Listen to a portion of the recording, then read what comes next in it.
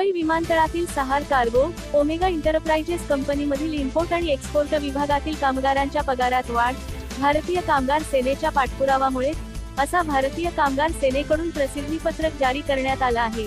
1200 पेक्षा अधिक कर्मचारी हे भारतीय कामगार सेनेसोबत असल्याचा दावा शिवसेना ठाकरे गटाच्या नेत्यांकडून करण्यात आला आहे। विमानतळ नागरी कर्मचारी संघटनेमध्ये एकूण 1600 कर्मचारी असून हे शिवसेना ठाकरे गटाच्या भारतीय कामगार सेनेसोबत असल्याचा दावा भारतीय कामगार सेनेचे संयुक्त सरचिटणीस संजय कदम यांनी केला आहे।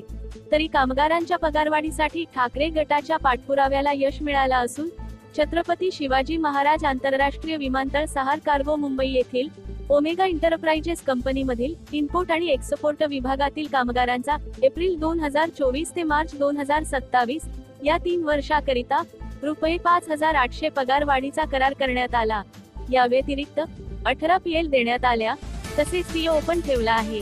त्यासोबतच कामगारांसाठी 5 लाखांचा वैयक्तिक विमा तसेच 10 लाखांचा अपघात विम्याची व्यवस्था करण्यात आली आहे, असा प्रसिद्धीपत्रकच काढला आहे। सध्याच्या वाढत्या महागाईने त्रस्त झालेल्या कामगारांना या पगारवाढीमुळे आणि करारामुळे विश्वासाचे आणि आनंदाचे वातावरण निर्माण झाल्याचं भारतीय कामगार संघटनेकडून सांगण्यात आलं आहे। ही पगारवाढ उद्धव ठाकरे आणि अरविंद सावंत यांच्या पाठपुराव्यामुळे तसेच कार्याध्यक्ष अजित साळवी यांचे बहुमूल्य मार्गदर्शन व संयुक्त सरचिटणीस संजय शंकर कदम व त्यांच्या सहकाऱ्यांची अथक मेहनत व पाठपुरावाचे सातत्यपणामुळे हा पगारवाढीचा करार संपन्न झाला। त्याबद्दल सर्व कामगारांनी भारतीय कामगार सेनेच्या सर्व पदाधिकाऱ्यांचे मनापासून आभार मानले। सदर करारावर संयुक्त सरचिटणीस संजय कदम, व्यवस्थापनाकडून पैचमुत्तू तेवर, सहचिटणीस विजय शिर्के, संजीव राऊत, युनिटच्या सर्व कमिटी सदस्यांनी सह्या केल्या।